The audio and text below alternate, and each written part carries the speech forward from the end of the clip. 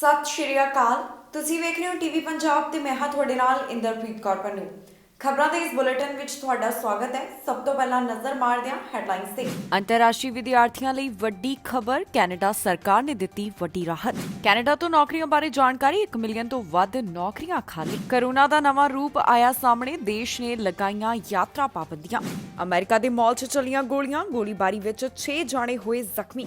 Canada ਤੋਂ ਅੰਤਰਰਾਸ਼ਟਰੀ ਵਿਦਿਆਰਥੀਆਂ ਲਈ ਚੰਗੀ ਖਬਰ ਸਾਹਮਣੇ ਆਈ ਹੈ। ਜਿਹੜੀ ਸਰਕਾਰ ਵੱਲੋਂ ਵਿਦਿਆਰਥੀਆਂ ਲਈ ਸਹੂਲਤ ਲਿਆਂਦੀ ਗਈ ਸੀ ਉਸ ਵਿੱਚ ਵਾਧਾ ਕੀਤਾ ਗਿਆ ਹੈ। ਹੁਣ ਜਿਹੜੇ ਵਿਦਿਆਰਥੀ ਦੂਸਰੇ ਦੇਸ਼ ਵਿੱਚ ਬਹਿ ਕੇ ਆਨਲਾਈਨ ਪੜ੍ਹਾਈ ਕਰਨਗੇ ਉਹਨਾਂ ਨੂੰ ਅਗਸਤ ਮਹੀਨੇ ਤੱਕ ਦੀ ਰਾਹਤ ਦਿੱਤੀ ਗਈ ਹੈ ਕਿ ਉਹ ਓਪਨ ਵਰਕ ਪਰਮਿਟ ਲਈ ਐਲੀਜੀਬਲ ਹੋਣਗੇ। ਕੈਨੇਡਾ ਤੋਂ ਅੰਤਰਰਾਸ਼ਟਰੀ ਵਿਦਿਆਰਥੀਆਂ ਲਈ ਵੱਡੀ ਖੁਸ਼ਖਬਰੀ ਸਾਹਮਣੇ ਆਈ ਹੈ, ਜਿੱਥੇ ਹੁਣ ਕੈਨੇਡਾ ਸਰਕਾਰ ਵੱਲੋਂ ਅੰਤਰਰਾਸ਼ਟਰੀ ਵਿਦਿਆਰਥੀਆਂ ਲਈ ਜੋ ਸਹੂਲਤ ਲਿਆਂਦੀ ਗਈ ਸੀ ਉਸ ਵਿੱਚ ਵਾਧਾ ਕੀਤਾ ਗਿਆ। ਦਰਅਸਲ ਪੈਂਡੈਮਿਕ ਦੌਰਾਨ ਕੈਨੇਡਾ ਸਰਕਾਰ ਵੱਲੋਂ ਐਲਾਨ ਕੀਤਾ ਗਿਆ ਸੀ ਕਿ ਜਿਹੜੇ ਅੰਤਰਰਾਸ਼ਟਰੀ ਵਿਦਿਆਰਥੀ ਕਿਸੇ ਹੋਰ ਦੇਸ਼ ਵਿੱਚ ਬੈਠ ਕੇ ਆਨਲਾਈਨ ਪੜ੍ਹਾਈ ਕਰ ਰਹੇ ਹਨ ਉਹ ਵੀ ਓਪਨ ਵਰਕ ਪਰਮਿਟ ਲਈ ਐਲੀਜੀਬਲ ਹੋਣਗੇ ਤੇ ਇਸ ਦੀ ਮਿਆਦ ਦਸੰਬਰ ਮਹੀਨੇ ਖਤਮ ਹੋਣ ਜਾ ਰਹੀ ਸੀ। ਇਸ ਤੋਂ ਬਾਅਦ ਹੁਣ ਕੈਨੇਡਾ ਸਰਕਾਰ ਵੱਲੋਂ ਅੰਤਰਰਾਸ਼ਟਰੀ ਵਿਦਿਆਰਥੀਆਂ ਲਈ ਵੱਡਾ ਐਲਾਨ ਕਰਦਿਆਂ ਦੱਸਿਆ ਗਿਆ ਕਿ ਅੰਤਰਰਾਸ਼ਟਰੀ ਵਿਦਿਆਰਥੀ ਜੇਕਰ 31 ਅਗਸਤ 2022 ਤੱਕ ਵੀ ਆਨਲਾਈਨ ਪੜ੍ਹਾਈ ਜਾਰੀ ਰੱਖਣਗੇ ਤਾਂ ਉਹ ਵੀ ਓਪਨ ਵਰਕ ਪਰਮਿਟ ਲਈ ਐਲੀਜੀਬਲ ਹੋਣਗੇ। ਜ਼ਿਕਰਯੋਗ ਹੈ ਕਿ ਇਸ ਤੋਂ ਪਹਿਲਾਂ ਕੈਨੇਡਾ ਤੋਂ ਇਸ ਬਾਰੇ ਜਾਣਕਾਰੀ ਸਾਹਮਣੇ ਆਈ ਸੀ ਕਿ ਜੋ ਇਹ ਸਹੂਲਤ ਅੰਤਰਰਾਸ਼ਟਰੀ ਵਿਦਿਆਰਥੀਆਂ ਵਾਸਤੇ ਲਿਆਂਦੀ ਗਈ, ਇਸ ਦੀ ਮਿਆਦ ਹੁਣ ਦਸੰਬਰ ਮਹੀਨੇ ਖਤਮ ਹੋ ਜਾਏਗੀ ਤੇ ਵਿਦਿਆਰਥੀਆਂ ਨੂੰ ਕਿਹਾ ਗਿਆ ਸੀ ਕਿ ਜਨਵਰੀ ਮਹੀਨੇ ਤੋਂ ਆਨਲਾਈਨ ਪੜ੍ਹਾਈ ਕਰਨ ਵਾਲੇ ਓਪਨ ਵਰਕ ਪਰਮਿਟ ਲਈ ਐਲੀਜੀਬਲ ਨਹੀਂ ਹੋਣਗੇ। ਪਰ ਇਸ ਦੌਰਾਨ ਤਾਜ਼ਾ ਜਾਣਕਾਰੀ ਸਾਹਮਣੇ ਆਈ ਹੈ ਜਿਸ ਵਿੱਚ ਦੱਸਿਆ ਗਿਆ ਹੈ ਕਿ ਜਿਹੜੇ ਦੂਸਰੇ ਦੇਸ਼ ਤੋਂ ਬੈਠ ਕੇ ਅੰਤਰਰਾਸ਼ਟਰੀ ਵਿਦਿਆਰਥੀ ਆਨਲਾਈਨ ਪੜ੍ਹਾਈ ਕਰਨਗੇ ਉਹ ਵੀ ਓਪਨ ਵਰਕ ਪਰਮਿਟ ਵਾਸਤੇ ਐਲੀਜੀਬਲ ਹੋਣਗੇ। ਕੈਨੇਡਾ ਤੋਂ ਨੌਕਰੀਆਂ ਬਾਰੇ ਜਾਣਕਾਰੀ ਸਾਹਮਣੇ ਆਈ ਹੈ ਜਿਸ ਵਿੱਚ ਦੱਸਿਆ ਗਿਆ ਕਿ 1 ਮਿਲੀਅਨ ਤੋਂ ਵੱਧ ਜੌਬ ਵੈਕੈਂਸੀਜ਼ ਹੈ। ਸਟੈਟਿਸਟਿਕਸ ਕੈਨੇਡਾ ਵੱਲੋਂ ਇੱਕ ਰਿਪੋਰਟ ਪੇਸ਼ ਕੀਤੀ ਗਈ ਜਿੱਥੇ ਉਹਨਾਂ ਵੱਲੋਂ ਸਤੰਬਰ ਮਹੀਨੇ ਦੀ ਜੌਬ ਵੈਕੈਂਸੀ ਬਾਰੇ ਦੱਸਿਆ ਗਿਆ। ਕੈਨੇਡਾ ਵਿੱਚ ਇਸ ਸਮੇਂ ਕਿੰਨੀਆਂ ਨੌਕਰੀਆਂ ਖਾਲੀ ਪਈਆਂ ਨੇ, ਇਸ ਬਾਰੇ ਇੱਕ ਰਿਪੋਰਟ ਵਿੱਚ ਜਾਣਕਾਰੀ ਸਾਹਮਣੇ ਆਈ ਹੈ। ਇਹ ਜਾਣਕਾਰੀ ਸਤੰਬਰ ਮਹੀਨੇ ਬਾਰੇ ਦੱਸੀ ਗਈ ਜਿਸ ਮੁਤਾਬਕ ਕੈਨੇਡਾ ਵਿੱਚ ਸਤੰਬਰ ਮਹੀਨੇ 1 ਮਿਲੀਅਨ ਤੋਂ ਵੱਧ ਜੌਬ ਵੈਕੈਂਸੀਜ਼ ਦਰਜ ਕੀਤੀਆਂ ਗਈਆਂ। ਹੁਣ ਜੋ ਨਵੀਂ ਸਟੈਟਿਸਟਿਕਸ ਕੈਨੇਡਾ ਦੀ ਰਿਪੋਰਟ ਸਾਹਮਣੇ ਆਈ ਹੈ ਇਸ ਵਿੱਚ ਵੇਖਿਆ ਜਾ ਸਕਦਾ ਹੈ ਕਿ ਕੈਨੇਡਾ ਦੀ ਆਰਥਿਕਤਾ ਕੋਰੋਨਾ ਪੈਂਡੈਮਿਕ ਤੋਂ ਬਾਅਦ ਸੁਧਰਦੀ ਹੋਈ ਦਿਖਾਈ ਦੇ ਰਹੀ ਹੈ। ਸਤੰਬਰ ਮਹੀਨੇ ਦੌਰਾਨ 91,100 ਲੋਕਾਂ ਨੂੰ ਪੇਰੋਲ 'ਚ ਸ਼ਾਮਲ ਕੀਤਾ ਗਿਆ। ਇਹ ਲਗਾਤਾਰ ਚੌਥਾ ਅਜਿਹਾ ਮਹੀਨਾ ਹੈ ਜਦੋਂ ਇਸ ਵਿੱਚ ਵਾਧਾ ਦਰਜ ਕੀਤਾ ਗਿਆ ਹੋਵੇ। ਇਹ ਪੇਰੋਲ 8 ਪ੍ਰੋਵਿੰਸਸ ਵਿੱਚ ਵਾਧਾ ਹੋਇਆ ਦਿਖਾਈ ਦੇ ਰਿਹਾ ਹੈ। ਓਨਟਾਰੀਓ 'ਚ ਇਸ ਦੀ ਗਿਣਤੀ 43,000 ਦੱਸੀ ਗਈ ਹੈ। ਬ੍ਰਿਟਿਸ਼ ਕੋਲੰਬੀਆ ਦਾ ਨੰਬਰ ਦੂਸਰਾ ਤੇ ਬਾਅਦ ਵਿੱਚ ਕਿਊਬੈਕ ਦਾ ਆਉਂਦਾ ਹੈ। ਸਟੈਟਿਸਟਿਕਸ ਕੈਨੇਡਾ ਦੀ ਰਿਪੋਰਟ ਵਿੱਚ ਇਹ ਵੀ ਜਾਣਕਾਰੀ ਸਾਹਮਣੇ ਆਈ ਹੈ ਕਿ ਹੁਣ ਕੈਨੇਡਾ ਵੱਲੋਂ ਜੋ ਯਾਤਰਾ ਸੰਬੰਧੀ ਪਾਬੰਦੀਆਂ ਹਟਾਈਆਂ ਗਈਆਂ ਤੇ ਉਹਨਾਂ ਵੱਲੋਂ ਜੋ ਅਮਰੀਕਾ ਨਾਲ ਬਾਰਡਰ ਖੋਲ੍ਹਿਆ ਗਿਆ ਉਸ ਨਾਲ ਇਹ ਦੇਖਣ ਵਿੱਚ ਆਇਆ ਹੈ ਕਿ ਟੂਰਿਜ਼ਮ ਤੇ ਇਸ ਨਾਲ ਸੰਬੰਧਿਤ ਸੈਕਟਰਸ ਵਿੱਚ ਨੌਕਰੀਆਂ ਦੀ ਗਿਣਤੀ ਵਧ ਰਹੀ ਹੈ। ਇਸ ਦੌਰਾਨ ਇਹ ਕਹਿਣਾ ਗਲਤ ਨਹੀਂ ਹੋਵੇਗਾ ਕਿ ਅਜੇ ਵੀ ਨੌਕਰੀਆਂ ਇੱਕ ਵੱਡਾ ਮੁੱਦਾ ਬਣੀਆਂ ਹੋਈਆਂ ਨੇ। ਸਤੰਬਰ ਮਹੀਨੇ 1 ਮਿਲੀਅਨ ਤੋਂ ਵੱਧ ਜੌਬ ਵੈਕੈਂਸੀਜ਼ ਦਰਜ ਕੀਤੀਆਂ ਗਈਆਂ। ਇਸ ਵਿੱਚੋਂ 2 ਲੱਖ ਵੈਕੈਂਸੀਜ਼ ਅਕੋਮੋਡੇਸ਼ਨ ਤੇ ਫੂਡ ਸੈਕਟਰ ਵਿੱਚ ਨੇ ਜਿੱਥੇ ਜੌਬ ਵੈਕੈਂਸੀ ਰੇਟ 14.4% ਦੱਸਿਆ ਗਿਆ। ਹੈਲਥ ਕੇਅਰ ਤੇ ਸੋਸ਼ਲ ਅਸਿਸਟੈਂਸ ਵਿੱਚ 1,30,000 ਨੌਕਰੀਆਂ ਖਾਲੀ ਪਈਆਂ ਨੇ। ਸਤੰਬਰ ਮਹੀਨੇ ਰੀਟੇਲ ਟ੍ਰੇਡ ਵਿੱਚ 1,22,000 ਵੈਕੈਂਸੀਜ਼ ਦੱਸੀਆਂ ਗਈਆਂ। ਕੰਸਟਰਕਸ਼ਨ ਤੇ ਮੈਨੂਫੈਕਚਰਿੰਗ ਸੈਕਟਰ ਵਿੱਚ ਇਸ ਦੀ ਗਿਣਤੀ 80,000 ਦੇ ਕਰੀਬ ਦੱਸੀ ਗਈ ਹੈ। ਇਸ ਬਾਰੇ ਸਟੈਟਿਸਟਿਕਸ ਕੈਨੇਡਾ ਦਾ ਕਹਿਣਾ ਹੈ ਕਿ ਜੋ ਇੱਥੇ ਜੌਬ ਵੈਕੈਂਸੀਜ਼ ਵਧੀਆਂ ਦਿਖਾਈ ਦੇ ਰਹੀਆਂ ਨੇ ਇਹ ਇਸ ਚੀਜ਼ ਵੱਲ ਇਸ਼ਾਰਾ ਹੈ ਕਿ ਕੈਨੇਡਾ ਦੀ ਆਰਥਿਕਤਾ ਵਿੱਚ ਸੁਧਾਰ ਹੋ ਰਿਹਾ ਹੈ ਤੇ ਹੁਣ ਜ਼ਿਆਦਾ ਕਰਮਚਾਰੀਆਂ ਨੂੰ ਹਾਇਰ ਕਰਨ ਦੀ ਕੋਸ਼ਿਸ਼ ਕੀਤੀ ਜਾ ਰਹੀ ਹੈ। ਜ਼ਿਕਰਯੋਗ ਹੈ ਕਿ ਕੈਨੇਡਾ ਦੀ ਆਰਥਿਕਤਾ ਦੇ ਬਾਰੇ ਵੀ ਲਗਾਤਾਰ ਸਟੈਟਿਸਟਿਕਸ ਕੈਨੇਡਾ ਵੱਲੋਂ ਜਾਣਕਾਰੀ ਸਾਂਝੀ ਕੀਤੀ ਜਾਂਦੀ ਹੈ ਤੇ ਹੁਣ ਉਹਨਾਂ ਵੱਲੋਂ ਦੱਸਿਆ ਗਿਆ ਕਿ ਸਤੰਬਰ ਮਹੀਨੇ ਦੌਰਾਨ ਕਿੰਨੀ ਜੌਬ ਵੈਕੈਂਸੀ ਦਰਜ ਕੀਤੀਆਂ ਗਈਆਂ। ਕੋਰੋਨਾ ਵਾਇਰਸ ਦਾ ਨਵਾਂ ਰੂਪ ਸਾਹਮਣੇ ਆਇਆ ਜਿਸ ਤੋਂ ਬਾਅਦ ਹੁਣ ਬਾਕੀ ਦੇਸ਼ਾਂ ਵਿੱਚ ਇਸ ਨੂੰ ਲੈ ਕੇ ਚਿੰਤਾ ਵਧਦੀ ਹੋਈ ਦਿਖਾਈ ਦੇ ਰਹੀ ਹੈ। ਕੈਨੇਡਾ ਸਮੇਤ ਕਈ ਅਜਿਹੇ ਦੇਸ਼ ਨੇ ਜਿਨ੍ਹਾਂ ਵੱਲੋਂ ਯਾਤਰਾ ਪਾਬੰਦੀਆਂ ਦਾ ਐਲਾਨ ਕਰ ਦਿੱਤਾ ਗਿਆ। ਇਹ ਯਾਤਰਾ ਪਾਬੰਦੀਆਂ ਸਾਊਥ ਅਫਰੀਕਾ ਨਾਲ ਲਗਾਈਆਂ ਜਾ ਰਹੀਆਂ ਨੇ। ਕੈਨੇਡਾ ਨੇ ਕਹਿ ਦਿੱਤਾ ਹੈ ਕਿ ਇਸ ਖੇਤਰ ਰਾਹੀਂ ਜਿਹੜੇ ਵੀ ਯਾਤਰੀ ਆਉਣਗੇ ਉਹਨਾਂ ਨੂੰ ਕੁਆਰੰਟੀਨ ਦੀ ਜ਼ਰੂਰਤ ਹੋਵੇਗੀ। ਕਿਹੜੇ ਦੇਸ਼ ਵੱਲੋਂ ਕਿਸ ਤਰ੍ਹਾਂ ਦਾ ਐਲਾਨ ਕੀਤਾ ਗਿਆ ਤੁਹਾਨੂੰ ਦੱਸਾਂਗੇ ਅਸੀਂ ਇਸ ਖਬਰ 'ਚ। ਕੋਰੋਨਾ ਵਾਇਰਸ ਦਾ ਨਵਾਂ ਰੂਪ ਮਿਲਣ ਤੋਂ ਬਾਅਦ ਹੁਣ ਇੱਕ ਵਾਰ ਫਿਰ ਤੋਂ ਇਸ ਸੰਬੰਧੀ ਵੱਖ-ਵੱਖ ਦੇਸ਼ਾਂ ਵਿੱਚ ਚਿੰਤਾ ਦੇਖਣ ਨੂੰ ਮਿਲ ਰਹੀ ਹੈ। ਹੁਣ ਕਈ ਦੇਸ਼ਾਂ ਵੱਲੋਂ ਇੱਕ ਵਾਰ ਫਿਰ ਤੋਂ ਯਾਤਰਾ ਸੰਬੰਧੀ ਪਾਬੰਦੀਆਂ ਬਾਰੇ ਐਲਾਨ ਕੀਤਾ ਗਿਆ ਹੈ। ਇਹ ਪਾਬੰਦੀਆਂ ਸਾਊਥ ਅਫਰੀਕਨ ਦੇਸ਼ਾਂ ਵਾਸਤੇ ਲਗਾਈਆਂ ਜਾ ਰਹੀਆਂ ਨੇ। ਜੀ ਹਾਂ, Australia, Brazil, Canada, Iran, Japan, Thailand, United States, European union ਤੇ ਯੂਕੇ ਵੱਲੋਂ ਫੈਸਲਾ ਕੀਤਾ ਗਿਆ ਕਿ ਉਹਨਾਂ ਵੱਲੋਂ ਸਾਊਥ ਅਫਰੀਕਨ ਕੰਟਰੀਜ਼ ਉੱਪਰ ਟਰੈਵਲ ਰਿਸਟ੍ਰਿਕਸ਼ਨ ਲਗਾਈਆਂ ਜਾਣਗੀਆਂ। ਇੱਥੇ ਜੋ ਇੱਕ ਕਰੋਨਾ ਵਾਇਰਸ ਦਾ ਨਵਾਂ ਰੂਪ ਮਿਲਿਆ, ਉਸ ਤੋਂ ਬਾਅਦ ਇਨ੍ਹਾਂ ਦੇਸ਼ਾਂ ਵੱਲੋਂ ਉਡਾਨਾਂ ਸੰਬੰਧੀ ਫੈਸਲਾ ਕੀਤਾ ਗਿਆ। ਦੱਸ ਦਈਏ ਕਿ ਜੋ ਨਵਾਂ ਕਰੋਨਾ ਵੇਰੀਐਂਟ ਪਾਇਆ ਗਿਆ, ਉਸ ਨੂੰ ਵਿਸ਼ਵ ਸਿਹਤ ਸੰਗਠਨ ਵੱਲੋਂ ਓਮਿਕਰੋਨ ਨਾਮ ਦਿੱਤਾ ਗਿਆ ਹੈ। ਇਸ ਨੂੰ WHO ਵੱਲੋਂ ਤੇਜ਼ੀ ਨਾਲ ਫੈਲਣ ਵਾਲਾ ਵੇਰੀਐਂਟ ਦੱਸਿਆ ਗਿਆ ਹੈ। ਇਸ ਬਾਰੇ ਅਮਰੀਕਾ ਦੇ ਰਾਸ਼ਟਰਪਤੀ ਜੋ ਬਾਈਡਨ ਵੱਲੋਂ ਆਪਣੇ ਵਿਚਾਰ ਸਾਂਝੇ ਕਰਦਿਆਂ ਕਿਹਾ ਗਿਆ ਕਿ ਥੈਂਕਸਗਿਵਿੰਗ ਤੋਂ ਬਾਅਦ ਹੀ ਇਸ ਨਵੇਂ ਵੇਰੀਐਂਟ ਬਾਰੇ ਜਾਣਕਾਰੀ ਮਿਲੀ ਹੈ। ਜ਼ਿਆਦਾਤਰ ਅਮਰੀਕਨਜ਼ ਆਪਣੀ ਆਮ ਜ਼ਿੰਦਗੀ ਵਿੱਚ ਵਾਪਸ ਪਰਤ ਚੁੱਕੇ ਸਨ ਤੇ ਇਹ ਹੁਣ ਨਵਾਂ ਵੇਰੀਐਂਟ ਸਾਹਮਣੇ ਆਇਆ ਹੈ। ਇਸ ਦੌਰਾਨ ਜੋ ਬਾਈਡਨ ਵੱਲੋਂ ਯਾਤਰਾ ਸੰਬੰਧੀ ਪਾਬੰਦੀਆਂ ਐਲਾਨ ਦਿੱਤੀਆਂ ਗਈਆਂ। ਉਹਨਾਂ ਦਾ ਕਹਿਣਾ ਹੈ ਕਿ ਇਸ ਸਮੇਂ ਧਿਆਨ ਦੇਣਾ ਬੇहद ਜ਼ਰੂਰੀ ਹੈ। ਉਧਰ ਦੂਜੇ ਪਾਸੇ ਡੱਚ ਅਥਾਰਟੀਜ਼ ਵੱਲੋਂ ਜਾਣਕਾਰੀ ਦਿੱਤੀ ਗਈ ਕਿ ਉਹਨਾਂ ਨੂੰ ਇੱਕ ਫਲਾਈਟ ਜੋ ਸਾਊਥ ਅਫਰੀਕਾ ਤੋਂ ਆਈ, ਉਸ ਵਿੱਚ ਕਰੋਨਾ ਵਾਇਰਸ ਨਾਲ ਸੰਬੰਧਿਤ 61 ਮਾਮਲਿਆਂ ਦੀ ਪੁਸ਼ਟੀ ਹੋਈ, ਜਿਸ ਤੋਂ ਬਾਅਦ ਉਹਨਾਂ ਨੂੰ ਆਈਸੋਲੇਟ ਹੋਣ ਲਈ ਕਹਿ ਦਿੱਤਾ ਗਿਆ ਹੈ। ਦੱਸ ਦਈਏ ਕਿ ਕੈਨੇਡਾ ਵੱਲੋਂ ਵੀ ਇਹ ਨਵਾਂ ਵੇਰੀਐਂਟ ਸਾਹਮਣੇ ਆਉਣ ਤੋਂ ਬਾਅਦ ਯਾਤਰਾ ਸੰਬੰਧੀ ਪਾਬੰਦੀਆਂ ਦਾ ਐਲਾਨ ਕਰ ਦਿੱਤਾ ਗਿਆ। ਉਹਨਾਂ ਦਾ ਕਹਿਣਾ ਹੈ ਕਿ ਸਾਊਥ ਅਫਰੀਕਾ ਰੀਜਨ ਤੋਂ ਜਿਹੜੇ ਵੀ ਯਾਤਰੀ 14 ਦਿਨਾਂ ਦੌਰਾਨ ਕੈਨੇਡਾ ਵਿੱਚ ਆਏ ਹਨ, ਉਹਨਾਂ ਨੂੰ ਕੁਆਰੰਟੀਨ ਕਰਨਾ ਜ਼ਰੂਰੀ ਹੋਵੇਗਾ ਤੇ ਨਾਲ ਹੀ ਉਹਨਾਂ ਦਾ ਕਰੋਨਾ ਟੈਸਟ ਵੀ ਕਰਵਾਇਆ ਜਾਏਗਾ। ਤੇ ਦੂਜੇ ਪਾਸੇ ਉਹਨਾਂ ਵੱਲੋਂ ਇਸ ਖੇਤਰ ਤੋਂ ਆਉਣ ਵਾਲੀਆਂ ਉਡਾਨਾਂ ਉੱਪਰ ਪਾਬੰਦੀ ਲਗਾ ਦਿੱਤੀ ਹੈ। ਦੱਸਣਯੋਗ ਹੈ ਕਿ ਅਫਰੀਕਾ ਵਿੱਚ ਸਿਰਫ 6% ਲੋਕ ਹੀ ਇਸ ਸਮੇਂ ਫੁੱਲੀ ਵੈਕਸੀਨੇਟਡ ਹਨ। ਇੱਥੇ ਵੱਡੀ ਗਿਣਤੀ ਵਿੱਚ ਹੈਲਥ ਵਰਕਰਸ ਅਜਿਹੇ ਹਨ ਜਿਨ੍ਹਾਂ ਨੇ ਅਜੇ ਤੱਕ ਕਰੋਨਾ ਵੈਕਸੀਨ ਦੀ ਇੱਕ ਸਿੰਗਲ ਡੋਜ਼ ਤੱਕ ਨਹੀਂ ਲਗਵਾਈ। ਅਮਰੀਕਾ ਤੋਂ ਇੱਕ ਅਜਿਹਾ ਮਾਮਲਾ ਸਾਹਮਣੇ ਆਇਆ ਜਿੱਥੇ ਥੈਂਕਸਗਿਵਿੰਗ ਤੋਂ ਬਾਅਦ ਵਾਲੇ ਦਿਨ ਮਾਲ ਵਿੱਚ ਗੋਲੀਆਂ ਚੱਲੀਆਂ। ਪੁਲਿਸ ਵੱਲੋਂ ਜਾਣਕਾਰੀ ਸਾਂਝੀ ਕਰਦਿਆਂ ਦੱਸਿਆ ਗਿਆ ਕਿ 6 ਜਾਣੇ ਜ਼ਖਮੀ ਹੋਏ ਨੇ। ਇਸ ਵਿੱਚ ਇੱਕ 10 ਸਾਲ ਦਾ ਬੱਚਾ ਵੀ ਸ਼ਾਮਿਲ ਹੈ। ਫਿਲਹਾਲ ਇਸ ਬਾਰੇ ਜੋ ਹੋਰ ਪੁਲਿਸ ਵੱਲੋਂ ਡਿਟੇਲ ਦਿੱਤੀ ਗਈ ਹੈ, ਤੁਹਾਨੂੰ ਅਸੀਂ ਦੱਸਾਂਗੇ ਇਸ ਖਬਰ 'ਚ। ਮਾਮਲਾ ਅਮਰੀਕਾ ਤੋਂ ਸਾਹਮਣੇ ਆਇਆ ਜਿੱਥੇ ਵਾਸ਼ਿੰਗਟਨ ਦੇ ਇੱਕ ਮਾਲ ਵਿੱਚ ਗੋਲੀਬਾਰੀ ਹੋਈ। ਇਸ ਦੌਰਾਨ ਕਈ ਜਾਣੇ ਜ਼ਖਮੀ ਹੋਣ ਦੀ ਖਬਰ ਸਾਹਮਣੇ ਆਈ ਹੈ। ਦਰਅਸਲ ਥੈਂਕਸਗਿਵਿੰਗ ਹੌਲੀਡੇ ਤੋਂ ਦੂਸਰੇ ਦਿਨ ਨਾਰਥ ਕੈਰੋਲੀਨਾ ਤੇ ਵਾਸ਼ਿੰਗਟਨ ਸਟੇਟ ਦੇ ਇੱਕ ਆਊਟਲੈਟ ਵਿੱਚ ਗੋਲੀਬਾਰੀ ਹੋਣ ਦਾ ਮਾਮਲਾ ਸਾਹਮਣੇ ਆਇਆ। ਪੁਲਿਸ ਵੱਲੋਂ ਇਸ ਬਾਰੇ ਜਾਣਕਾਰੀ ਸਾਂਝੀ ਕਰਦਿਆਂ ਦੱਸਿਆ ਗਿਆ ਕਿ ਇਸ ਗੋਲੀਬਾਰੀ ਵਿੱਚ 7 ਜਾਣੇ ਜ਼ਖਮੀ ਹੋਏ ਨੇ। ਇਸ ਬਾਰੇ ਸਿਟੀ ਪੁਲਿਸ ਦਾ ਕਹਿਣਾ ਹੈ ਕਿ ਦੋਹਰਮ ਮਾਲ ਵਿੱਚ ਜੋ ਗੋਲੀਬਾਰੀ ਹੋਈ, ਇਹ ਦੁਪਹਿਰ ਸਮੇਂ ਵਾਪਰੀ ਹੈ। ਇੱਥੇ 2 ਗਰੁੱਪਸ ਵਿਚਕਾਰ ਗਨ ਫਾਇਰ ਦੇਖਣ ਨੂੰ ਮਿਲੀ, ਜਿੱਥੇ ਹਫੜਾ ਦਫੜੀ ਵਿੱਚ 3 ਹੋਰ ਜਾਣੇ ਜ਼ਖਮੀ ਹੋ ਗਏ। ਪੁਲਿਸ ਦਾ ਕਹਿਣਾ ਹੈ ਕਿ ਜ਼ਖਮੀਆਂ ਵਿੱਚ ਇੱਕ 10 ਸਾਲ ਦਾ ਬੱਚਾ ਵੀ ਸ਼ਾਮਲ ਹੈ। ਪੁਲਿਸ ਵੱਲੋਂ ਜਾਣਕਾਰੀ ਦਿੱਤੀ ਗਈ ਹੈ ਕਿ ਇਸ ਗੋਲੀਬਾਰੀ 'ਚ ਜਿਹੜੇ ਜ਼ਖਮੀ ਹੋਏ ਨੇ ਉਹਨਾਂ ਨੂੰ ਹਸਪਤਾਲ ਵਿੱਚ ਭਰਤੀ ਕਰਵਾਇਆ ਗਿਆ, ਜਿੱਥੇ ਉਹਨਾਂ ਦਾ ਇਲਾਜ ਚੱਲ ਰਿਹਾ ਹੈ। ਜਿਸ ਸਮੇਂ ਇਹ ਗੋਲੀਬਾਰੀ ਵਾਪਰੀ, ਉਸ ਸਮੇਂ ਇਸ ਮਾਲ ਨੂੰ ਜਲਦ ਹੀ ਬੰਦ ਕਰ ਦਿੱਤਾ ਗਿਆ ਤੇ ਜਿਹੜੇ ਲੋਕ ਇੱਥੇ ਮੌਜੂਦ ਸਨ ਉਹ ਦੁਕਾਨਾਂ ਅੰਦਰ ਲੁਕ ਗਏ। ਇਸ ਦੌਰਾਨ ਡਿਪਾਰਟਮੈਂਟ ਸਟੋਰ ਦੇ ਇੱਕ ਕਰਮਚਾਰੀ ਵੱਲੋਂ ਜਾਣਕਾਰੀ ਸਾਂਝੀ ਕਰਦਿਆਂ ਦੱਸਿਆ ਗਿਆ ਕਿ ਉਸਨੇ ਗਿਣੇ ਕਿ ਇੱਥੇ 6 ਗੋਲੀਆਂ ਚੱਲੀਆਂ ਨੇ। ਇਸ ਮਾਮਲੇ ਸੰਬੰਧੀ ਵਧੇਰੇ ਜਾਣਕਾਰੀ ਸਾਂਝੀ ਕਰਦਿਆਂ ਪੁਲਿਸ ਵੱਲੋਂ ਇਹ ਵੀ ਦੱਸਿਆ ਗਿਆ ਕਿ ਸਸਪੈਕਟ ਨੂੰ ਹਸਪਤਾਲ ਵਿੱਚ ਭਰਤੀ ਕਰਵਾਇਆ ਗਿਆ ਕਿਉਂਕਿ ਉਸ ਨੂੰ ਕੁਝ ਸੱਟਾਂ ਆਈਆਂ ਸਨ ਤੇ ਜੋ ਇਸ ਘਟਨਾ ਦਾ ਸਸਪੈਕਟ ਹੈ ਉਹ ਪਹਿਲਾਂ ਹੀ ਕਈ ਮਾਮਲਿਆਂ ਵਿੱਚ ਵਾਂਟਡ ਹੈ। ਓਪੀਓਇਡ ਕਾਰਨ ਮਰਨ ਵਾਲਿਆਂ ਦੀ ਗਿਣਤੀ 'ਚ ਵਾਧਾ ਦਰਜ ਕੀਤਾ ਗਿਆ। ਇੱਕ ਰਿਪੋਰਟ ਸਾਹਮਣੇ ਆਈ ਜਿਸ ਵਿੱਚ ਪਤਾ ਚੱਲਿਆ ਹੈ ਕਿ ਫਰਸਟ ਨੇਸ਼ਨ ਲੋਕਾਂ ਦੀ ਓਪੀਓਇਡ ਡਰੱਗ ਕਾਰਨ ਕਾਫੀ ਜ਼ਿਆਦਾ ਮੌਤ ਹੋ ਰਹੀ ਹੈ। ਪਿਛਲੇ ਸਾਲ ਦੇ ਮੁਕਾਬਲੇ ਹੁਣ ਅੰਕੜੇ ਵਧਦੇ ਹੋਏ ਦਿਖਾਈ ਦੇ ਰਹੇ ਨੇ। ਪੂਰੀ ਜਾਣਕਾਰੀ ਤੁਹਾਨੂੰ ਦੱਸਾਂਗੇ ਇਸ ਖਬਰ 'ਚ। ਓਪੀਓਇਡ ਕਾਰਨ ਹੋਣ ਵਾਲੀਆਂ ਮੌਤਾਂ ਦੀ ਗਿਣਤੀ ਪਹਿਲਾਂ ਦੇ ਮੁਕਾਬਲੇ ਵਧਦੀ ਹੋਈ ਦਿਖਾਈ ਦੇ ਰਹੀ ਹੈ। ਇਸ ਬਾਰੇ ਇੱਕ ਰਿਪੋਰਟ ਤੋਂ ਜਾਣਕਾਰੀ ਸਾਹਮਣੇ ਆਈ ਜਿਸ ਵਿੱਚ ਦੱਸਿਆ ਗਿਆ ਕਿ ਪਿਛਲੇ ਸਾਲ ਦੇ ਮੁਕਾਬਲੇ ਇਸ ਵਾਰ ਓਪੀਓਇਡ ਕਾਰਨ ਜ਼ਿਆਦਾ ਫਰਸਟ ਨੇਸ਼ਨਸ ਲੋਕਾਂ ਦੀ ਜਾਨ ਚਲੀ ਗਈ। ਇਹ ਰਿਪੋਰਟ ਚੀਫਸ ਆਫ ontario ਅਤੇ ontario drug policy research network ਵੱਲੋਂ ਸਾਂਝੀ ਕੀਤੀ ਗਈ ਹੈ, ਜਿਸ ਵਿੱਚ ਦੱਸਿਆ ਗਿਆ ਕਿ ਓਪੀਓਇਡ ਕਾਰਨ ਮਰਨ ਵਾਲਿਆਂ ਦੀ ਗਿਣਤੀ ਅੰਦਰ ਵਾਧਾ ਦਰਜ ਕੀਤਾ ਗਿਆ। ਜੋ ਰਿਪੋਰਟ ਪੇਸ਼ ਕੀਤੀ ਉਸ ਵਿੱਚ ਮਾਰਚ 2020 ਅਤੇ ਮਾਰਚ 2021 ਬਾਰੇ ਜਾਣਕਾਰੀ ਸਾਂਝੀ ਕਰਦਿਆਂ ਕਿਹਾ ਗਿਆ ਕਿ ਇਸ ਦੌਰਾਨ 116 ਫਰਸਟ ਨੇਸ਼ਨਸ ਦੀ ਮੌਤ ਓਪੀਓਇਡ ਕਾਰਨ ਹੋਈ ਹੈ, ਜੋ ਕਿ ਪਿਛਲੇ ਸਾਲ ਦੇ ਮੁਕਾਬਲੇ ਵੱਧ ਹੈ। ਇਸ ਬਾਰੇ ontario ਰੀਜਨਲ ਚੀਫ ਗਲੈਨ ਦਾ ਕਹਿਣਾ ਹੈ ਕਿ ਫਰਸਟ ਨੇਸ਼ਨਸ ਓਪੀਓਇਡ ਨਾਲ ਅਤੇ ਓਵਰਡੋਜ਼ ਨਾਲ ਕਾਫੀ ਪ੍ਰਭਾਵਿਤ ਹੁੰਦੇ ਹੋਏ ਦਿਖਾਈ ਦੇ ਰਹੇ ਹਨ। ਮਾਰਚ 2016 ਤੋਂ ਹੀ ਜੋ ਮੰਥਲੀ ਹਸਪਤਾਲ ਵਿੱਚ ਜਾਣ ਵਾਲਿਆਂ ਦੀ ਗਿਣਤੀ ਹੈ ਉਸ ਵਿੱਚ ਵੀ ਵਾਧਾ ਦਰਜ ਕੀਤਾ ਗਿਆ। ਜੋ ਮਾਰਚ 2020 ਅਤੇ ਮਾਰਚ 2021 ਦੌਰਾਨ ਹਸਪਤਾਲ ਵਿੱਚ ਗਏ ਨੇ ਉਹਨਾਂ ਦੀ ਗਿਣਤੀ 816 ਦੱਸੀ ਗਈ, ਜੋ ਕਿ ਪਿਛਲੇ ਸਾਲ 601 ਸੀ। ਜਿਸ ਦਾ ਮਤਲਬ ਹੈ ਕਿ ਇਸ ਅੰਦਰ 35.8% ਦਾ ਵਾਧਾ ਦਰਜ ਕੀਤਾ ਗਿਆ। एजेक्स तो एक अजिहा मामला सामने आया जिथे सड़क हादसा वापरिया ते पुलिस वालों इस मामले की जांच की जा रही है। अजे उन्हां वालों पीड़िता के नाम जनतक नहीं किए गए, पर यह हादसे के बारे हुण तक किहड़ी जानकारी सामने आई है तुहाडे नाल सांझी करांगे इस खबर 'च। ਅਜੈਕਸ ਤੋਂ ਇੱਕ ਹਿੱਟ ਐਂਡ ਰਨ ਦਾ ਮਾਮਲਾ ਸਾਹਮਣੇ ਆਇਆ ਜਿੱਥੇ ਇੱਕ ਵਿਅਕਤੀ ਦੀ ਮੌਤ ਹੋ ਗਈ ਅਤੇ ਦੂਸਰੇ ਦੀ ਹਾਲਤ ਨਾਜ਼ੁਕ ਦੱਸੀ ਜਾ ਰਹੀ ਹੈ। ਇਸ ਘਟਨਾ ਬਾਰੇ ਪੁਲਿਸ ਵੱਲੋਂ ਜਾਣਕਾਰੀ ਸਾਂਝੀ ਕਰਦਿਆਂ ਦੱਸਿਆ ਗਿਆ ਕਿ ਇਹ ਮਾਮਲਾ 5:30 ਦੇ ਕਰੀਬ ਕਿੰਗਸਟਨ ਰੋਡ ਈਸਟ ਅਤੇ ਹਾਰਵੁੱਡ ਐਵਨਿਊ ਸਾਊਥ ਤੋਂ ਸਾਹਮਣੇ ਆਇਆ।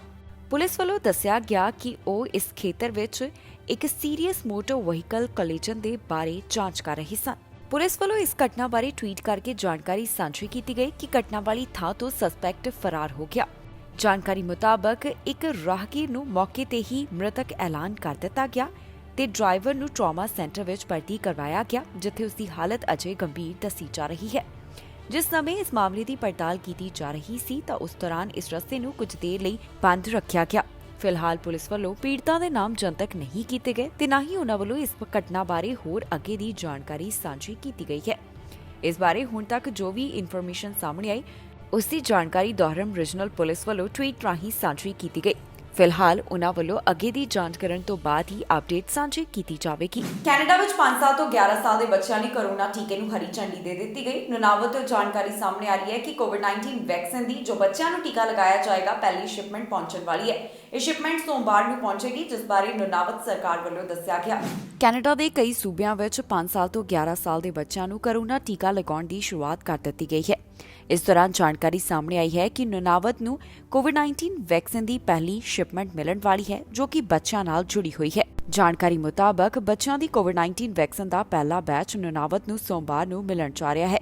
ਇਸ ਬਾਰੇ ਨੁਨਾਵਤ ਸਰਕਾਰ ਵੱਲੋਂ ਜਾਣਕਾਰੀ ਸਾਂਝੀ ਕੀਤੀ ਗਈ ਜਿੱਥੇ ਉਹਨਾਂ ਨੇ ਦੱਸਿਆ ਹੈ ਕਿ ਉਹਨਾਂ ਨੂੰ 5 ਸਾਲ ਤੋਂ 11 ਸਾਲ ਦੇ ਬੱਚਿਆਂ ਨੂੰ ਪਹਿਲੀ ਡੋਜ਼ ਲਗਾਉਣ ਵਾਸਤੇ ਵੈਕਸੀਨ ਮਿਲ ਰਹੀ ਹੈ।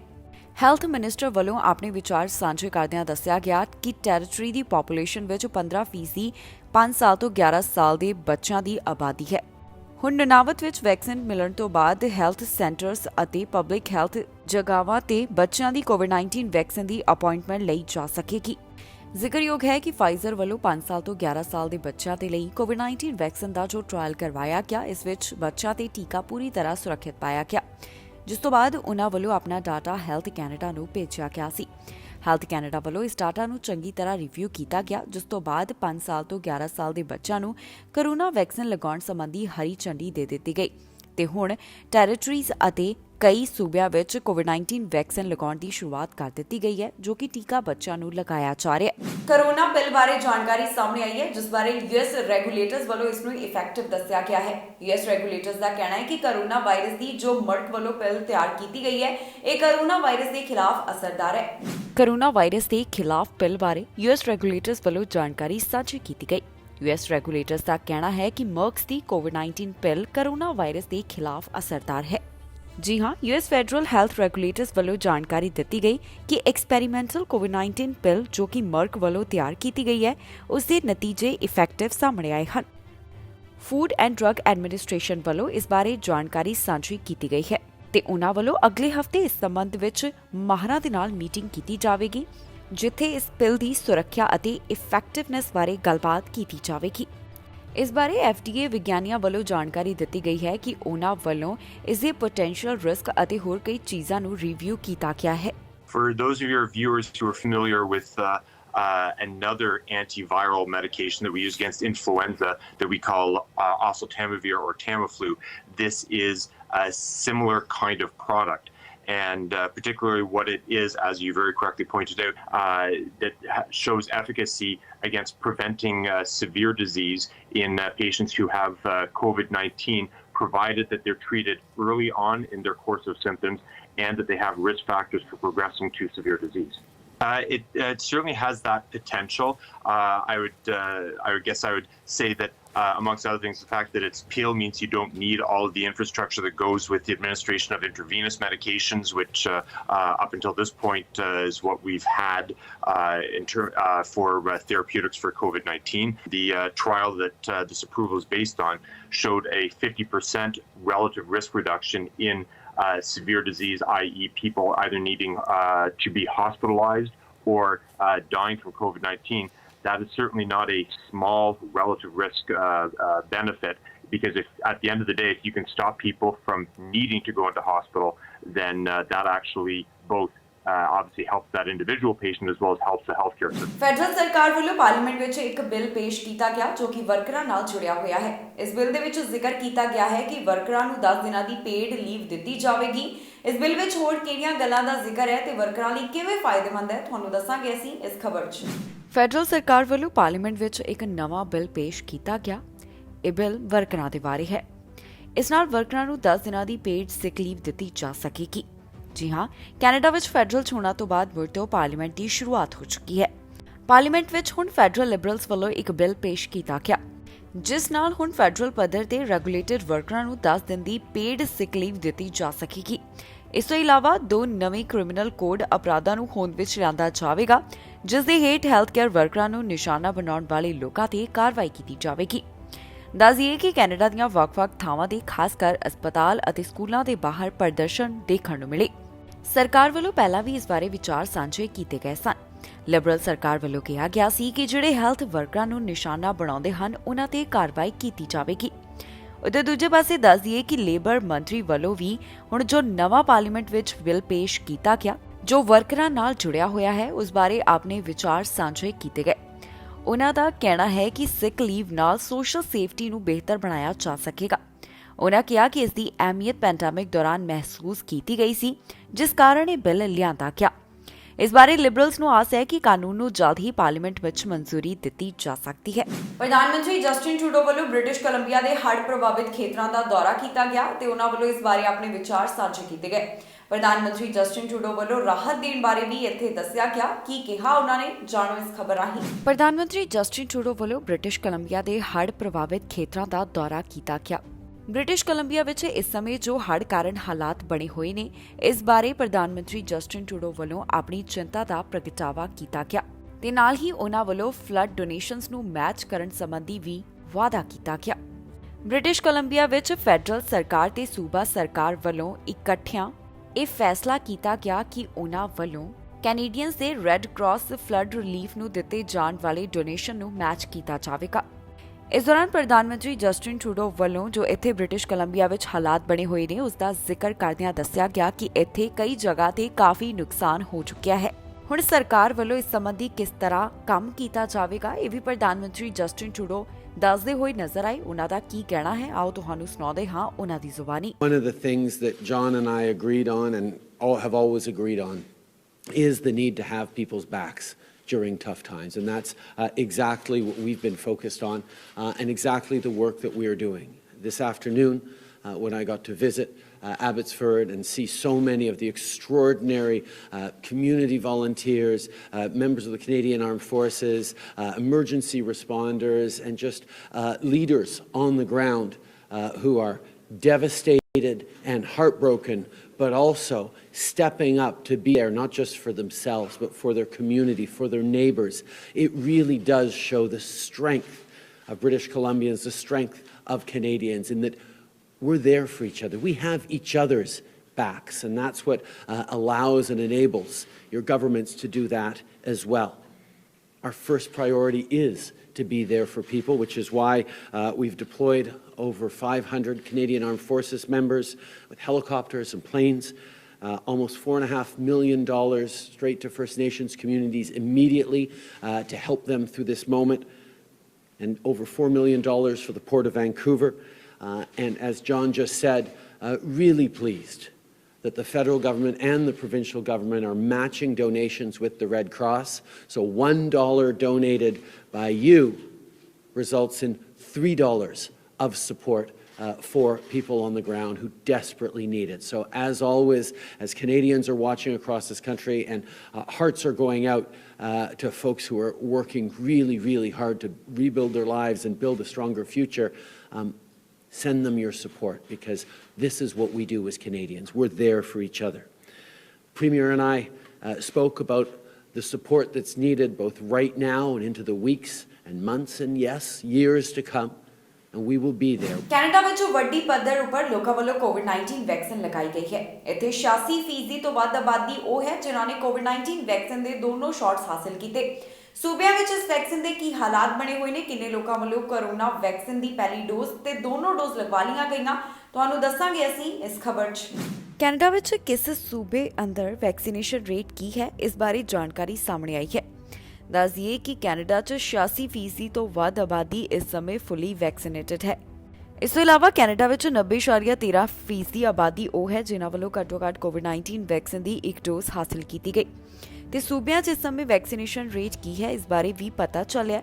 ਬ੍ਰਿਟਿਸ਼ ਕੋਲੰਬੀਆ 'ਚ 91.34% ਆਬਾਦੀ, ਐਲਬਰਟਾ 'ਚ 87.99%, ਸਸਕੈਚੁਆਨ 'ਚ 99.20%, ਮੈਨੀਟੋਬਾ 'ਚ 90.35%, Ontario 99.49%, Quebec 90.16%, New Brunswick 93.54%, Nova Scotia 94.15%, Prince Edward Island 96.98%, Newfoundland and Labrador 98.10%, Yukon 94.91%, Northwest Territories 99.18%, Nunavut 91.73% आबादी वालों कोविड-19 वैक्सीन की एक डोज हासिल की गई है। उधर दूजे पासे British Columbia 87.86%, Alberta 82.94%, Saskatchewan 83.62%, Manitoba 87.19%, Ontario 86.50%, Quebec 86.59%, New Brunswick 87.81%, Nova Scotia 90.24%, Prince Edward Island 93.13%, Newfoundland and Labrador 93.65%, Yukon 91.64%, Northwest Territories 95.1%, Nunavut 80.99% आबादी इस समय फुली वैक्सीनेटेड है।